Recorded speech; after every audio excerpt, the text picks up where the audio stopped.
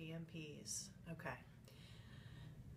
The project management body of knowledge, if you look at the PMBOK, PMPs will know this. It's intentionally not prescriptive. In other words, they give you a very, very high level view of all of the things that you could do at the highest levels of maturity. And I don't want to say it's necessarily at an abstract level, but it's very high. Mm-hmm. So that and then your job as a PMP in your organization is to take this very high level guidance and then adapt it, make it unique for your organization. Well, there's a lot of work involved in that. And everyone's interpretation of that could be a little different. One of the things I love about PRINCE2 is that it does give some very prescriptive guidance for how to take some of this very high level concepts that are described in PMI's PMBOK with a more pragmatic and more prescriptive interpretation of it that you could put to work right away.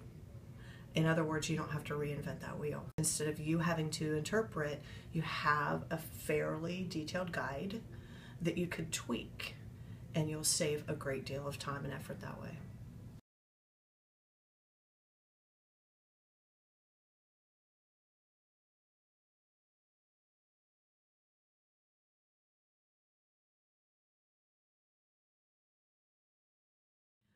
So for example, one of the sections in PMI's PMBOK talks about communication and the importance of communication, which anybody who's worked on a project knows that you have to communicate effectively.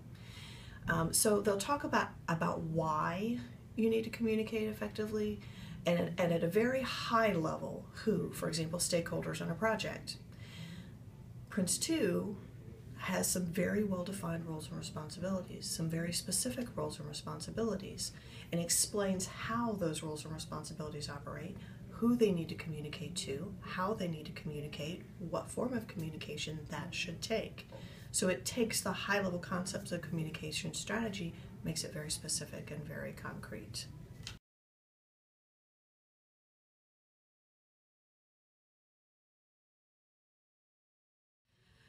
That is an issue.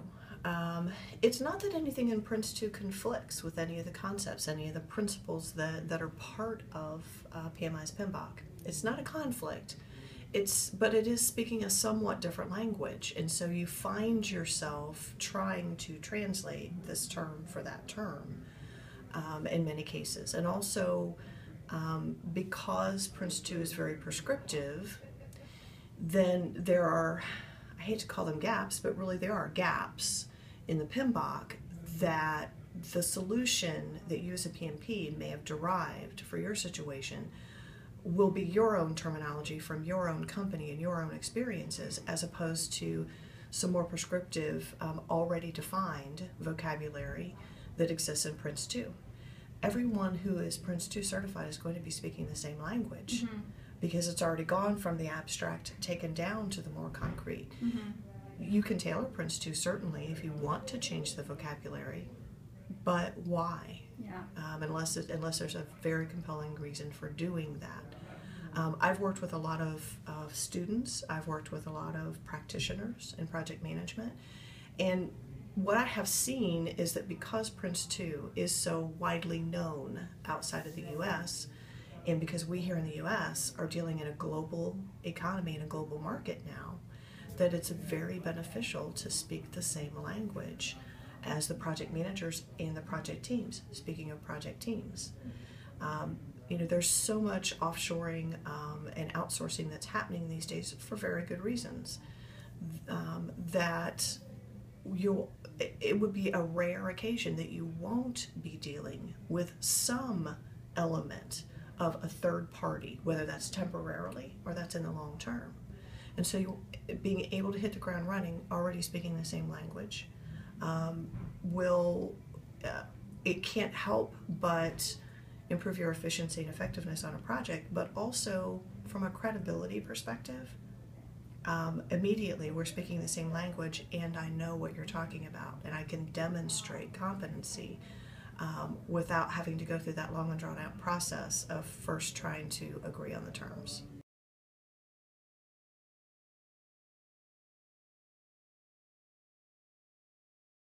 I'm going to use this framework on Tuesday. Today is Friday. I just attended 4 days, almost 5 days worth of training that I'm going to be able to put in practice immediately. I love the PMBOK.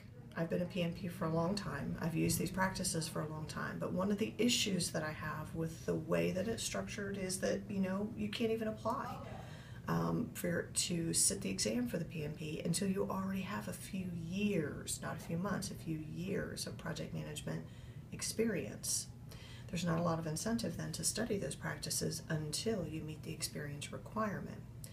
That's not a requirement. That doesn't mean the exam is easy, but it's not a requirement that you have years of project management experience.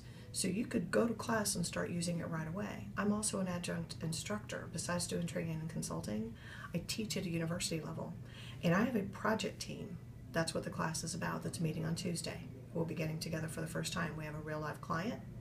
They are our project team, these students, and I will be able to take these practices and put them to use right away in this classroom with these students. That's great. It's prescriptive enough that we don't have to spend half the semester trying to figure out how we're going to manage the project. We already have a framework. So that's one benefit. So another key benefit from my perspective is saving time. I've been doing this for a while now, and anybody who works in a project environment, but particularly in a project environment that is involves technology, knows that our cycle times have been reduced dramatically. Gone is the 3-year project. The projects are more like 3 months, in some cases 3 weeks these days. The cycle times are going fast, fast, fast. We don't have time to reinvent the wheel. And these principles are, and the specific practices within the PRINCE2 guidance are all, for me as a project manager, I don't have to waste time to take the time to translate these high-level concepts into some very specific procedures and activities for my project team. That's already been done. Instead, what I can spend time on is simply tailoring those practices for my project. No more interpretation from taking it from way up here to abstract, figuring out my own templates, figuring out my own flows, then tailoring. No, I can go straight to the tailoring part. Leave out what I know that I don't necessarily need. Scale, and it's very scalable. Scale what's already in there. You would have to make a pretty strong case for changing the practice. I'm not talking about scaling. I'm talking about changing, saying, no, this principle, this process, this procedure doesn't work. Because it's so straightforward, because it makes so much sense, it doesn't violate any of the principles of the PMBOK. It simply brings them to life. That's great. And that's done for you. Mm-hmm. One of the other things that I really like about the PRINCE2 framework relative to PMI's PMBOK is PRINCE2 has focused in on what you need to manage projects. It is a project management method, framework, whatever you want to call it, right? Quite frankly, this is what one of the things that I think makes learning the PMBOK challenging and applying it challenging is there are many parts of PMI's PMBOK that are not specific to project management. For example, leadership and motivation. We all know that as a project manager, you have to build a team. You need to motivate your people. You need to be a leader. However, those skills and the information you would need to be able to do those things aren't part of a project management method.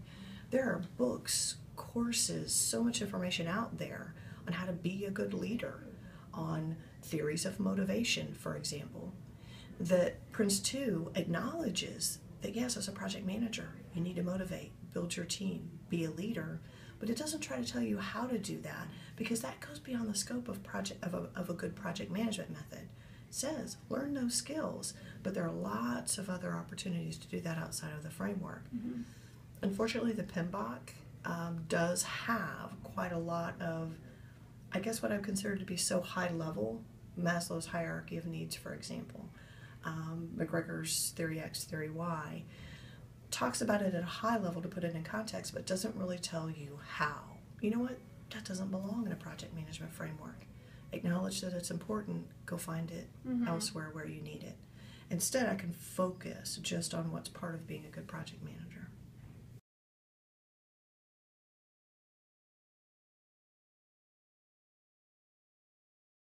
I was asked that question from multiple people probably 2 years ago, 2 to 3 years ago.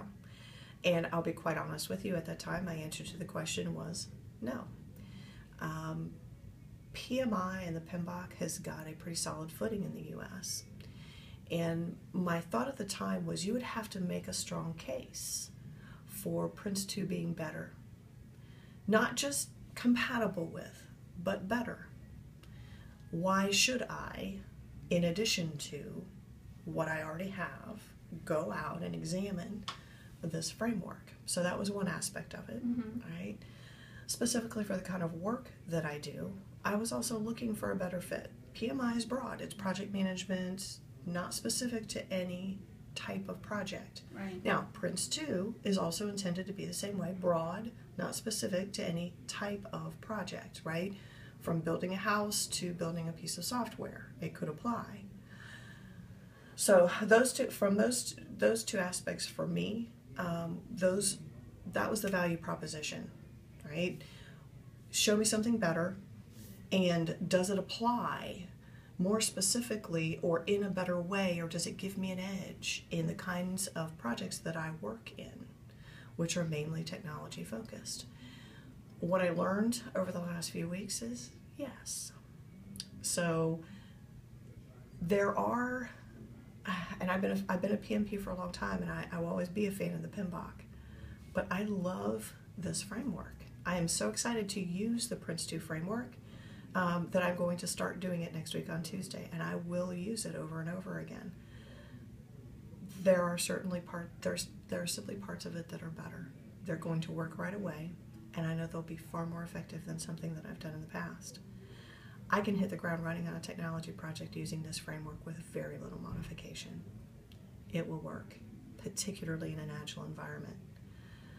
You know, Agile and Scrum are a very specific approach to software development, but they only represent one part of an overall project, an important part.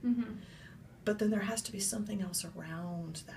The PRINCE2 framework, because of the way that it's organized, I can plug an Agile development effort. I can use Scrum within the stages of my project, and then PRINCE2 gives me everything that wraps around that Scrum or Agile approach very easily with very little modification. So those are big ones for me. Yeah. I'm looking forward to putting this into practice.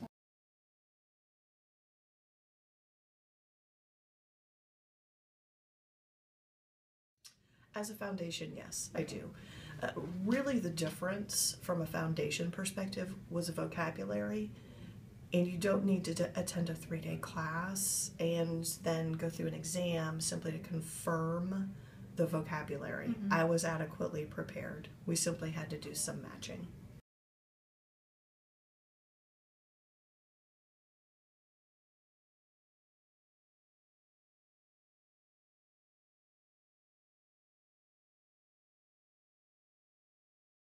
Absolutely. Not only my training portfolio, but my practice portfolio. Yes. I practice what I teach, and I will be using this over and over again in client environments, in the university environment, and in a training environment.